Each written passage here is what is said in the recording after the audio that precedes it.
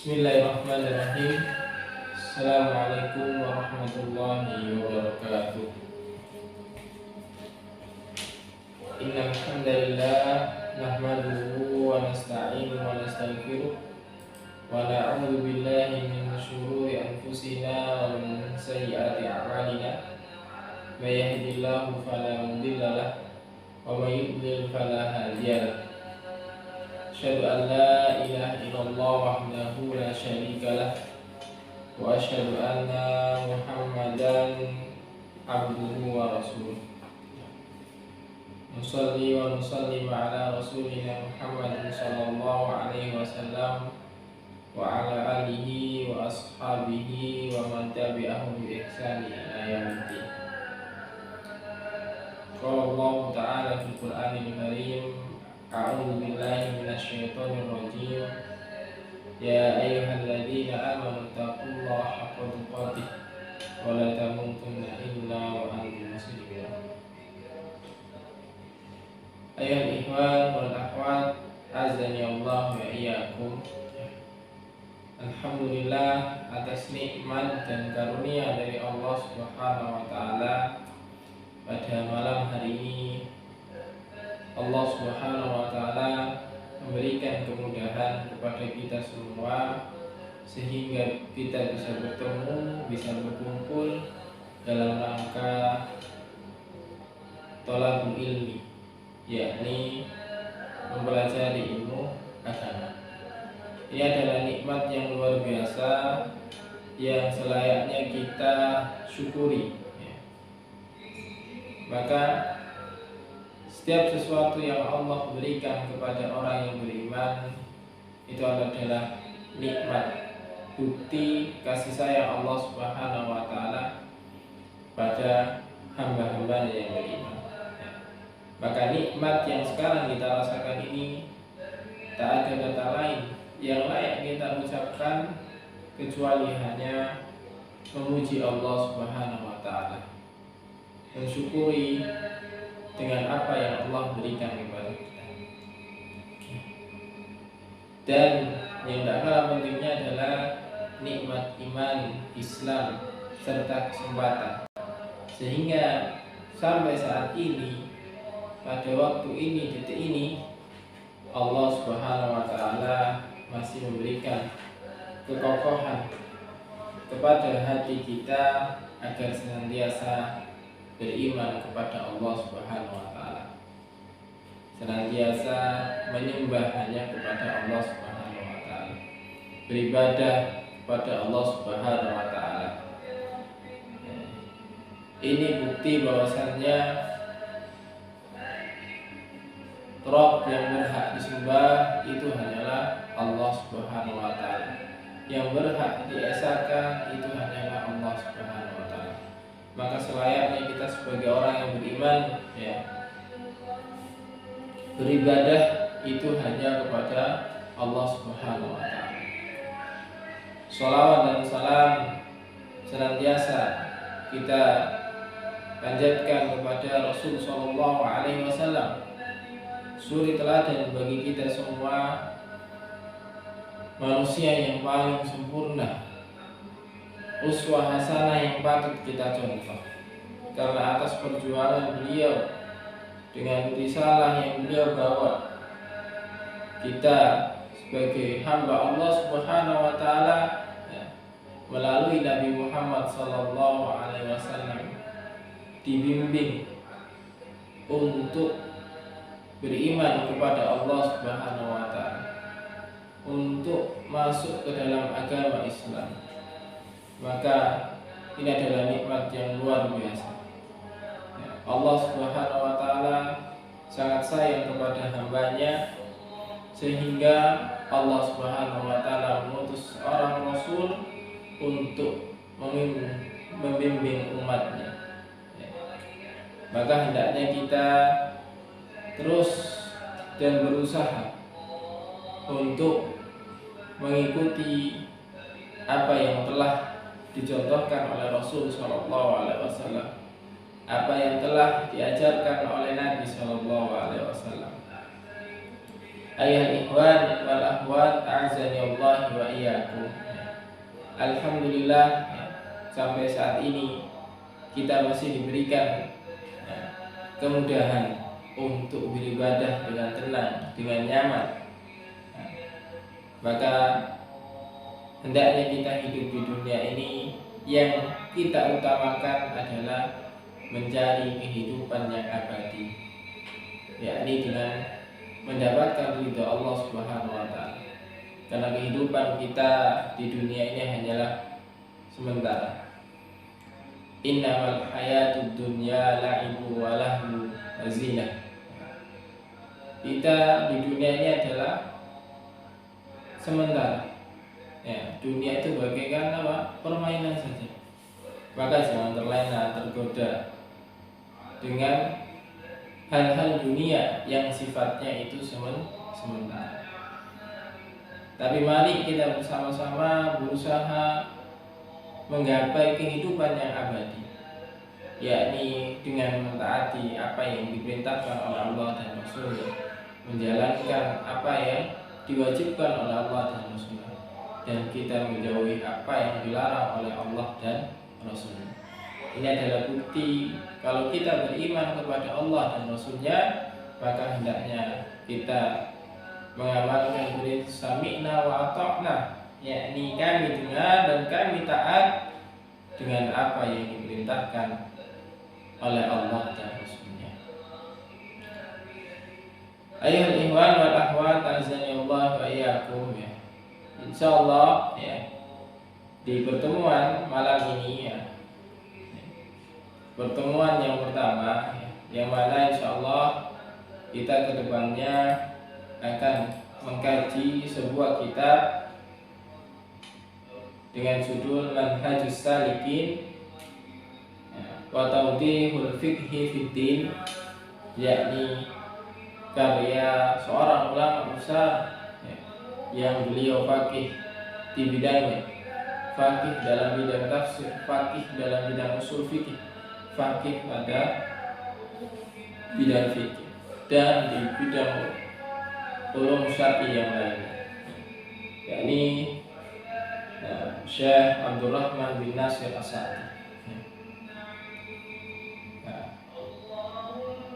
Beliau menyajikan kitab ini bertujuan untuk agar mudah difahami oleh para ahli ilmu yang mereka baru belajar ilmu fikih.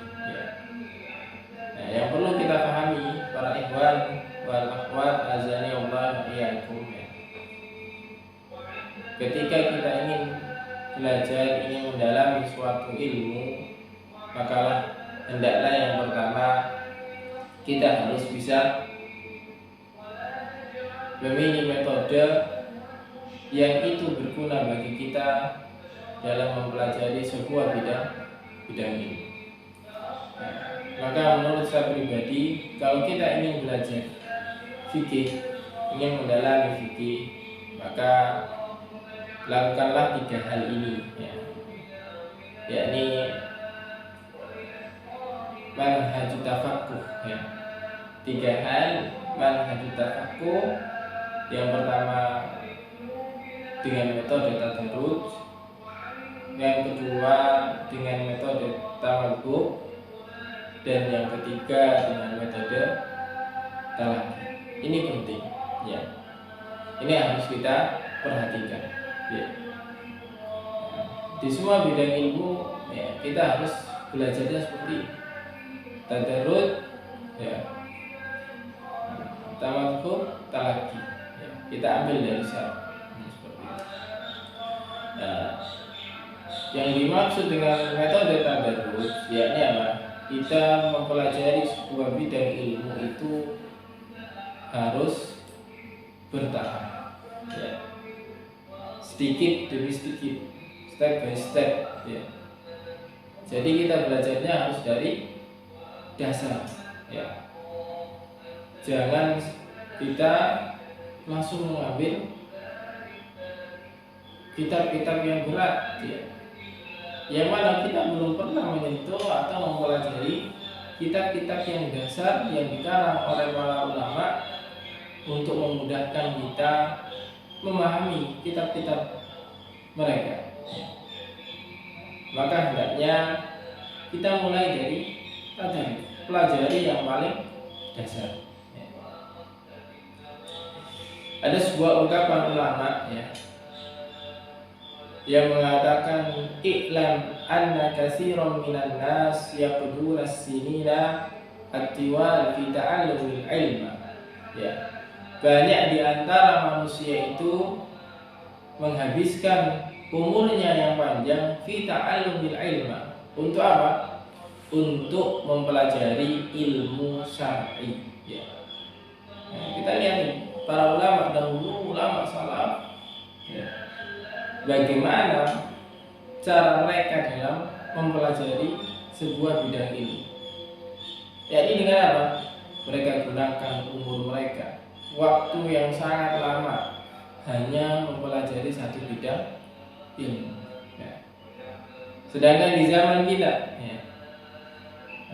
ingin cepat-cepat menguasai suatu bidang ilmu, tidak ingin mengikuti prosesnya, maka ini ada kesalahan dalam belajar.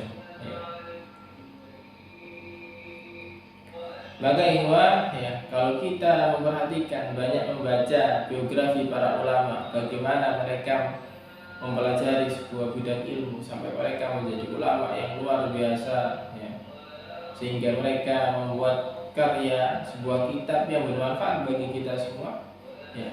Proses yang mereka lakukan ini, mereka fokuskan dulu dengan satu bidang ilmu. Setelah mereka memahaminya, maka naik ke tingkatan berikutnya. Ini namanya metode dengan tadarus, dan ini dilakukan oleh semua ulama.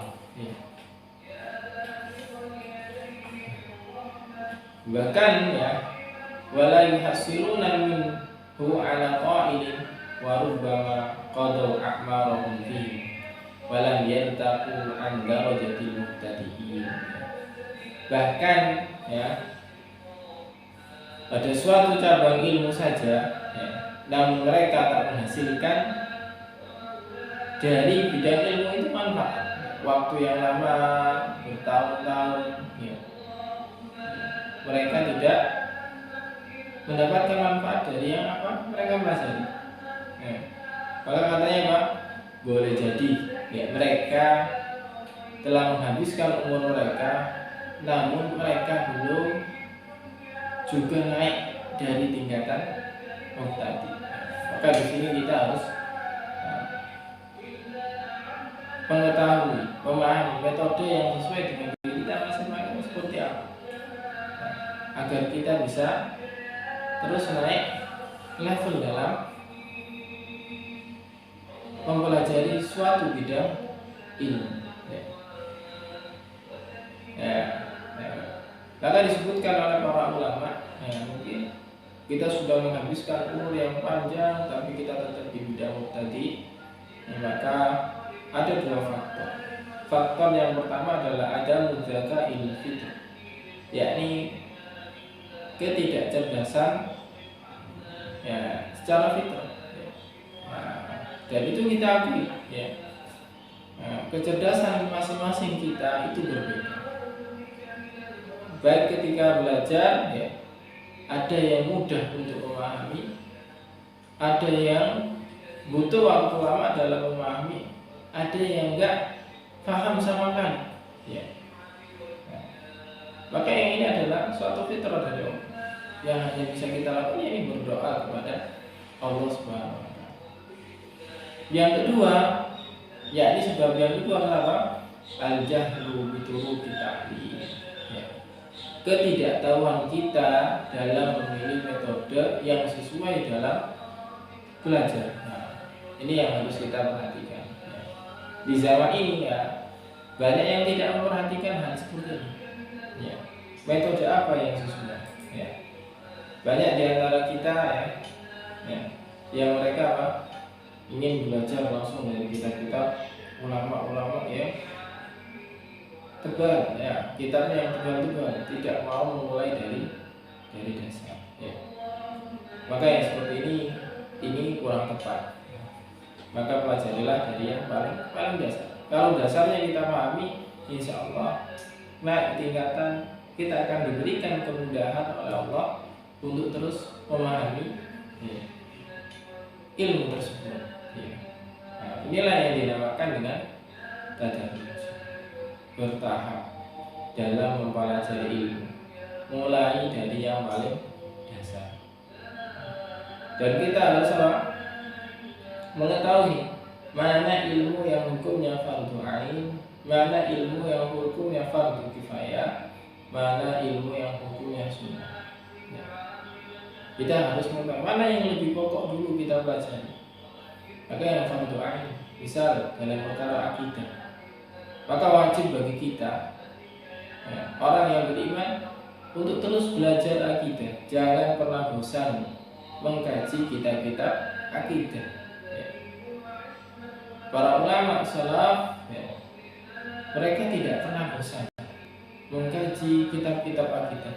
Bahkan ketika mereka telah selesai dari satu kitab, mereka ulangi lagi dan terus mereka ulangi. Ini luar biasa kelezatan ya, ketika kita begitu dekat dengan kitab-kitab para ulama ya.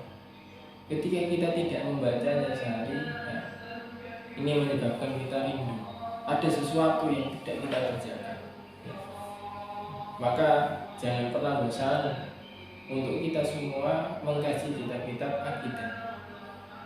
Kalau ada majelis ya, baik di masjid ataupun dimanapun yang itu membahas tentang akidah ahli sunnah wal jamaah, maka hadiri, datangi, karena itu sangat penting sekali bagi diri kita.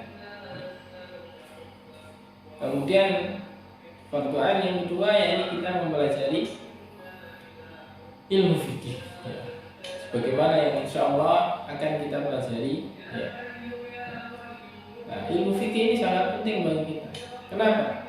Karena di dalam bidang ilmu fikih ini membahas tentang ya, tata cara wudu, rukunnya wudu, syaratnya wudu, syarat-syarat sahnya sholat, ya, rukun-rukun sholat, pembatal-pembatal sholat. Nah, ini kita ketahui kalau kita mempelajari ilmu fikih.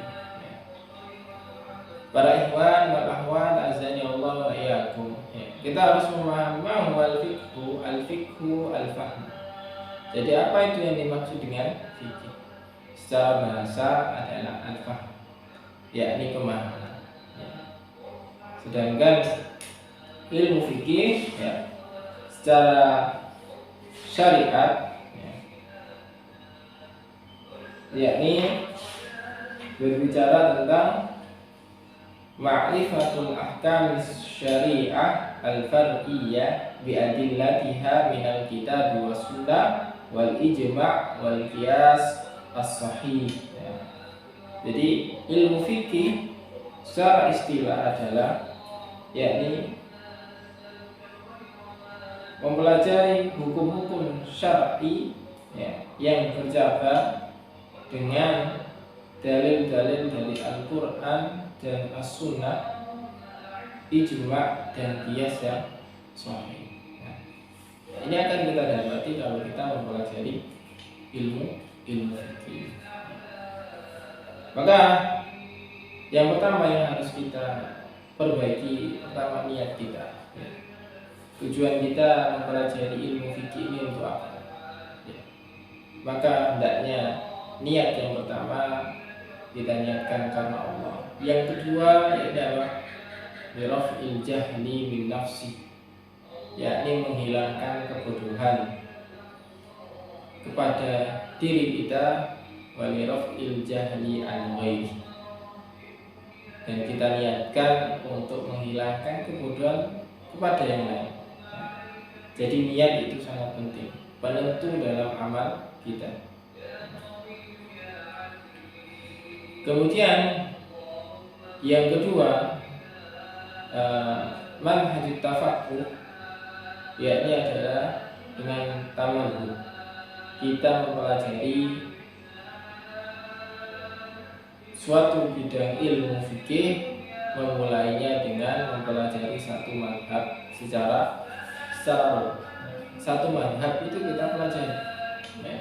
Kita pahami dulu bagaimana pendapat ulama mazhab, entah itu mazhab Maliki, Hambali, Syafi'i, Hanafi. Kita pelajari, kita pahami dulu sebelum kita mempelajari fikih muqarrab, ya, fikih perbandingan mazhab, ya. Maka kita pelajari dulu satu bidang fikih secara umum. Ya, ini misal kalau kita mempelajari fikih mazhab Syafi'i, kita pelajari, kita pahami, ya. Nah, ini bagi seorang pemula, ya. Jadi kalau kita baru pemula, ya kita belajarnya dari fikih mazhab, ya. Fikih mazhab semuanya itu didasari dengan dalil, ya. Dikuatkan dengan dalil. Mereka menukil dari dalil Al-Quran maupun As-Sunnah, dari ijma maupun qiyas. Jadi tidak ada salahnya kita mempelajari fikih mazhab, ya. Yang terpenting kita tidak fanatik terhadap salah satu mazhab, itu yang tidak diperbolehkan. Kita hanya diperintahkan mengikuti Al-Quran dan hadis Nabi SAW. Itu lebih utama. Maka, ya, ketika kita mempelajari suatu bidang ilmu fikih dalam mazhab tertentu, kita niatkan untuk apa? Untuk membuka wawasan pada diri kita, ya. Bahwasanya ada pendapat-pendapat yang lain. Jadi kalau bagi orang awam hendaknya mempelajari dari fikih, dari suatu kitab fikih mazhab yang mereka pilih, seperti itu, dari dasar baru naik ke tingkatan ya, kita bisa belajar ke perbandingan mazhab, kemudian kita bisa mengetahui pendapat-pendapat yang lebih kuat daripada pendapat-pendapat yang lain. Maka ini butuh proses, butuh tahapan. Kemudian manhaj tafaqquh yang ketiga adalah tanah. Talaqi yakni mengambil ilmu secara langsung dari lisan seorang guru. Ini yang perlu kita perhatikan, ya. Jadi inilah indahnya agama kita, ya, agama Islam. Ketika kita ingin mempelajari suatu bidang ilmu, hendaknya kita punya gurunya, ya, seorang guru yang ahli di bidangnya, ya. Bukan kita cukupkan dengan kitab yang kita punya, ya. Yakni misal ada terjemahan, kita cukupkan dengan terjemahan tersebut. Maka ini tidak dibolehkan, akan merusak pemahaman. Tapi kalau kita ada seorang guru yang mengajarkan kepada kita ada sesuatu yang tidak kita pahami, maka di situ guru akan menjelaskan, memaparkan secara detail sehingga kita memahaminya dengan mudah. Tapi kalau kita hanya cukup dengan belajar sendiri, otodidak, ya, memahami sebuah dalil tanpa didampingi oleh seorang guru, tanpa mempunyai seorang guru, maka ini akan membawa kepada kehancuran, ya, pemahaman yang rusak. Ayat ikhwan wal akhwat azani Allah wa iyyakum, ya. Insyaallah, ya, kita mohon kepada Allah Subhanahu wa taala agar kita senantiasa dimudahkan untuk terus belajar dan diberikan keistiqomahan, ya, agar kita dimudahkan, ya, dalam menuntut ilmu agama ini, memahami agama yang Allah syariatkan kepada kita semua. Ya, kita akan membaca biografi tentang penulis kitab Manhajus Salikin wa Tawdihul Fiqhi ad-Din wa Tawdihul Fiqhi fid-Din, yakni yang dikarang oleh Abdurrahman bin Nasir As-Sa'di. Abdurrahman bin Nasir As-Sa'di, ya, nama beliau adalah Abu Abdillah Abdurrahman bin Nasir bin Abdillah bin Nasir As-Sa'di. Beliau dilahirkan di kota Unaizah di Qasim, yakni pada tanggal 12 Muharram tahun 1307 Hijriah. Ya. Kemudian ya, orang tua beliau meninggal, ya. Bapak beliau meninggal di usia beliau 7 tahun. Ya. Maka beliau diasuh, dididik oleh ibu tiri beliau. Ya. Dan beliau menghafal Al-Quran pada saat itu umurnya sekitar 11 tahun. Ya. Jadi beliau sudah hafal Al-Quran itu ketika umur 11 tahun. Luar biasa para ulama dahulu. Ya. Yang pertama kali mereka pelajari adalah Al-Quran, menghafalnya. Ya. Di usia 11 tahun sudah hafal Al-Quran. Kita lihat Imam Syafi'i di usia 10 tahun sudah selesai menghafalkan Al-Quran 30 juz. Ya.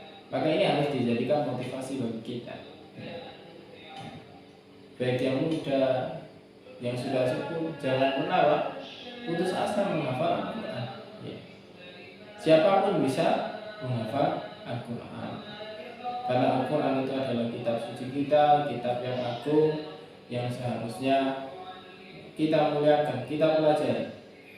Ini yang mana kita yakini sebagai pedoman hidup kita, hendaknya kita jangan pernah jauh dari Al-Quran. Kita pelajari ya, Al-Quran tersebut. Ya. Di antara guru-guru beliau, ya,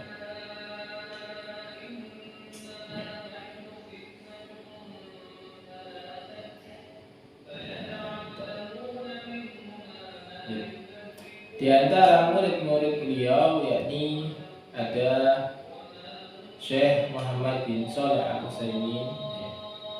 Ini adalah murid beliau, ya, ulama yang sangat terkenal di zaman kita, yakni Syekh Shalih bin Utsaimin dan Syekh Abdullah bin Abdurrahman Al-Bassam, kedua ulama yang tersohor di zaman kita. Dan guru-guru beliau diantaranya adalah Syekh Ibrahim bin Hamad bin Jabir, Syekh Shalih bin Utsman Al-Qadi, dan Syekh Muhammad Amin bin Mahmud As-Sinqiti, dan Syekh Muhammad bin Syekh Abdul Aziz bin Malik, dan masih banyak guru-guru beliau yang lain. Dan karya beliau itu sangat banyak sekali. Ya, di antaranya ada kitab Manhajus Salikin, ada kitab Tafsir As-Sa'di, ya. Kemudian ada kitab Ushul Fiqih yang beliau karang. Banyak sekali ya, ya, karya-karya beliau. Ya. Jadi di antara karya beliau itu ada di dalam perkara tauhid, di kitab-kitab tauhid, ada kitab fikih, nah, ada kitab hadis, kitab tafsir, dan juga kitab usul fikih. Luar biasa ya. Kegigihan dari beliau dalam menulis sebuah karya yang beliau niatkan untuk umat, ya, untuk kaum muslimin, sehingga sampai saat ini kita dimudahkan untuk mempelajari kitab-kitab yang beliau tulis. Hayal ikhwan wal akhwat azani Allah wa iyyakum. Beliau ini wafat ya pada tahun 1376 Hijriah. Ya. Beliau dipanggil oleh Allah Subhanahu wa taala. Walaupun beliau sudah wafat, tapi apa? Ilmu beliau sampai sekarang bisa kita nikmati. Karya-karya beliau bisa kita nikmati, kita baca, kita pelajari. Luar biasa. Inilah bukti keberkahan ilmu yang beliau miliki. Ya. Maka ya hendaknya kita ya, yang masih diberikan nikmat hidup, nikmat kesempatan, umur yang masih Allah berikan, ya, di sisa-sisa kehidupan ini kita gunakan dengan sesuatu yang bermanfaat, yang berfaedah, yakni dengan mempelajari sebuah kitab para ulama. Misal kita mempelajari fikih, maka mintalah pertolongan kepada Allah Subhanahu wa taala agar dimudahkan dalam mempelajarinya, dimudahkan dalam memahaminya, dimudahkan dalam belajar. Ini yang harus kita minta kepada Allah.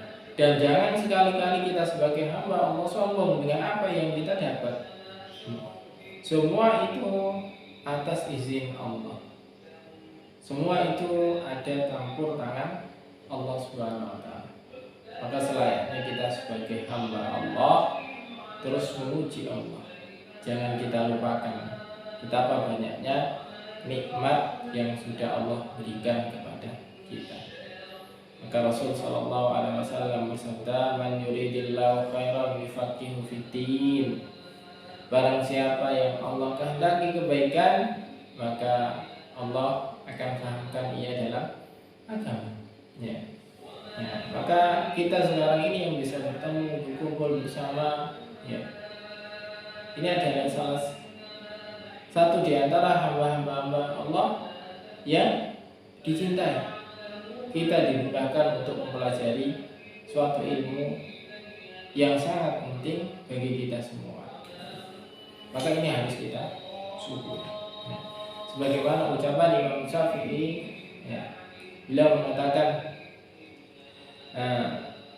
"Man arada dunya fa'alaihi bil." Barang siapa yang menginginkan dunia, maka hendaknya ia bekali dengan ilmu. Wa man arada al-akhirah fa'alaihi bil. Dan barang siapa yang menginginkan kehidupan akhirat, maka bekalilah dengan ilmu.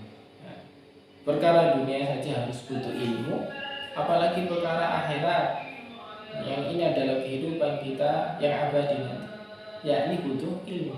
Dan itu semua sudah diajarkan, sudah Allah ajarkan kepada Nabi Muhammad SAW, dan Nabi sudah mengajarkan kepada para sahabat. Dan kita sebagai umatnya seharusnya mengikuti dengan apa yang sudah diajarkan oleh Nabi kepada para sahabat.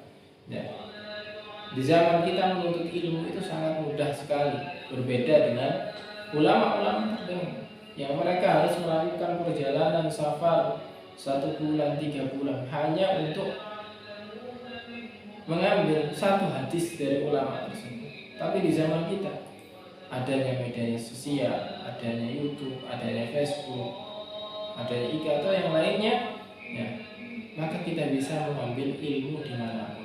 Tapi tetap yang lebih utama adalah kita bisa hadir langsung ke majelis ilmu. Itu yang lebih utama. Bukan kita cukupkan dengan adanya media sosial. Jadi kalau kita kebahagiaan di dunia dan di akhirat, maka man arada ma fa'alaihi bihi. Apa? Juga harus dibekali dengan ilmu. Ini yang penting.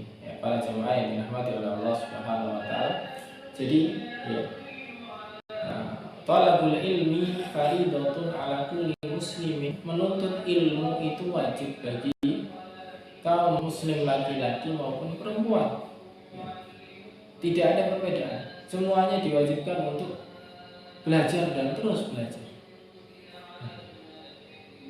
Tidak mengenal usia, baik anak-anak, pemudanya, orang dewasa maupun yang sudah sepuh, tetap punya kewajiban untuk menuntut ilmu, punya kewajiban untuk belajar. Sampai kapan? Sampai kita kembali kepada Allah Subhanahu wa taala. Maka kita di sini semua punya kewajiban terus belajar.